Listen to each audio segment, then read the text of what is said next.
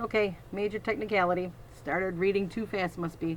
I'm going to backtrack just a little so it makes more sense, okay? Sometimes even good readers have to do that.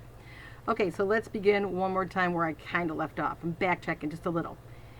Abby, is Bull really bleeding? I asked. She nodded, causing Bull to crank up the volume. It was pitiful to hear. Jasper Jr. started throttling me by the shoulders. Make her quit, Underwear. Make her stop. One condition, I said. You guys let her go free. Jasper Jr. sneered his famous sneer. How about this for a condition, dork brain? Your sister quits chewing on Bull, else I start pounding your head with a ripe coconut. Bull managed to calm himself long enough to offer his own opinion. The girl takes her teeth out of my ears. She walks. You got my promise, Underwood. Hey, no way, Jasper Jr. began to protest. You shut up, Bull snapped. He was looking at us with his thick neck bent toward the ground and his head positioned sideways to give Abby as much slack as possible. Considering the delicate situation, she seemed incredibly calm. I didn't see a single drop of blood, but there was no reason to inform Bull that he wasn't really bleeding to death. So, guys, do we have a deal or not? I asked. Deal, Bull grunted. Yeah, whatever, said Jasper Jr., spearing me with a bony elbow. All right, then, I said. Abby, you can let go now. Nah, she said through a mouthful of crinkled ear. Come on, let go of Bull. Nah. You want to catch some gross disease? He probably hasn't had a bath since Christmas, I said. Even that didn't make her quit. I knew why, too. She didn't want to leave me out there alone with the two of them. Honest, I'll be okay, I said, which it must have sounded incredibly lame. She knew I wasn't going to be okay. She knew they were going to stomp me into a hamburger meat. Nah, my sister said emphatically. Abby, come on. There was no way I could let her stay there in the woods. Jasper Jr. was a vicious punk who wouldn't think twice about beating up a girl half his size.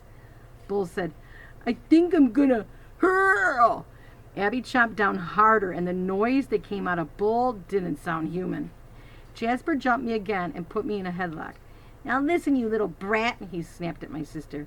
We're going to do this my way. I'll break your brother's neck if you don't spit out Bull's ear by the count of 3.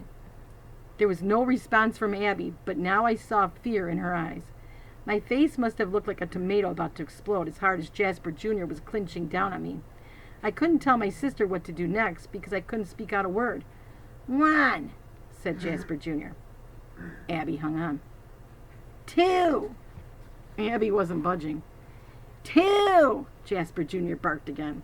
I tried to wriggle free, but it was no use. Jasper Jr.'s forearm was locked tight against my throat, and it hurt to breathe. Everything in front of me started getting fuzzy and dark, and I figured I was about to pass out. The next word I heard were, Tried 2.5, shorty. The voice sounded too old and gravelly to be Jasper Jr., but I just assumed that my hearing was messed up because he'd squeezed all the oxygen out of my brain. Let him go, the voice said again, and it clearly wasn't speaking to Abby.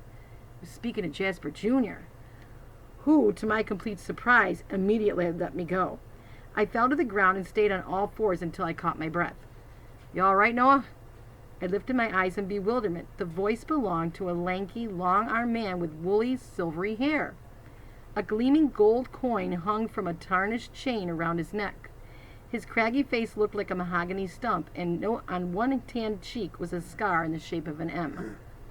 Anyone could see that the guy was old and tough. Shirtless and barefoot, he leaned casually against the trunk of a tall pine. His weather-beaten cutoffs had been bleached gray by the sun, and a dirty red bandana was knotted around his right wrist. The curly hair on his bare chest was as shiny as the hair on his head. Jasper Jr. wasn't the sharpest knife in the drawer, but he knew that the stranger meant business. We was only joking around, he said timidly. Oh, that right. The old pirate smiled in a way that caused Jasper Jr. to go pale. Bull whimpered like a puppy, said nothing. The stranger turned to my sister. Now it's your turn, Abby. How about you let loose of that boy? My sister's eyes got wide at the sound of her name. She released her grip on Bull's ear, stepped back, and began spitting vigorously into the bushes. Bull straightened up and pressed a fist to his throbbing ear, trying to stanch the invisible bleeding. Who are you? I asked the old man. How do you know our names? He brushed past me and went up to Jasper Jr., who looked like he desperately needed a bathroom. You ever bother these 2 kids again, the old man warned him, and you'll dearly regret it. Comprende? Jasper Jr. nodded shakily. Bull was actually an inch or so taller than the pirate, but it didn't help him. The guy walked over and got square in his face. Pretty summer day, you can't think of anything better to do than hassle some helpless little girl? That's flat out pathetic, son. Helpless? She nearly took my ear. I'd say you got off lucky, the stranger said with a smile. He winked at Abby and me and jerked a thumb over one shoulder. You all run home. Hurry up now. Who are you? My sister asked. Nobody, and that's the truth. He wasn't kidding around. Now get going, both of you, he said. Me and the boys are going to finish our chat. Abby and I quickly retrieved our bicycles and took off. As soon as we were out of the trees, we started pedaling for home as fast as we could. You ever seen that guy before? Abby asked breathlessly. I don't think so. Then how do you know who we were? Has he been spying on us or something? He looked kind of dangerous, Noah. You think he's dangerous? Abby, I honestly don't know. Maybe I should have been creeped out by the strange old pirate, but I wasn't. For some reason, I believed everything he said in the woods, except the part about him being nobody. Diddle-a-dun. It was an hour before dark when we got out of the islands called the Cowpens. They got the name because Indians supposedly kept sea cows penned up there a long time. Dad tossed the anchor into a deep hole about 200 yards from the main channel. The tropical rescue towboat was much bigger than Dad's bonefish skiff, so there was plenty of room for Mom to ride along. She said yes, too, which was a nice surprise. She sat on the bow with her back to the sun and snapped pictures of us fishing. Right away, I got a couple of decent mangrove snappers, and Dad caught a fat keeper grouper.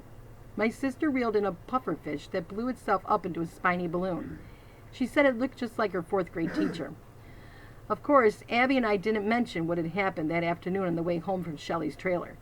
Dad would have taken off after Jasper Jr., and Mom would have gone to the police to tell them about the strange old man. Besides, my father liked things quiet and peaceful when he was out on the water. He didn't go for too much talking. He said it was disrespectful to nature. After a while, we put away our fishing rods and sat down to wait for the sunset. The sky to the west was mostly clear, except for a few wispy clouds and the long, foamy contrail from a big military jet. Dad took a seat up front next to Mom, who handed the camera to Abby. I dangled my legs off the starboard gunwale, where rescue was painted in bright orange lettering. A flock of pelicans floated over us in the shape of a V and kept on flying, straight toward the Great Gulf of Mexico. A light breeze was blowing from the southeast, rocking the boat just enough to make us a little drowsy. Abby nudged me and cut her eyes toward her parents, who were actually holding hands. Everything felt so good and so right. I had this feeling that we'd finally get to see the green flash. The evening was perfect for it. Gradually, the sun changed from gold to blazing pink and seemed to turn liquid as it dimpled the horizon.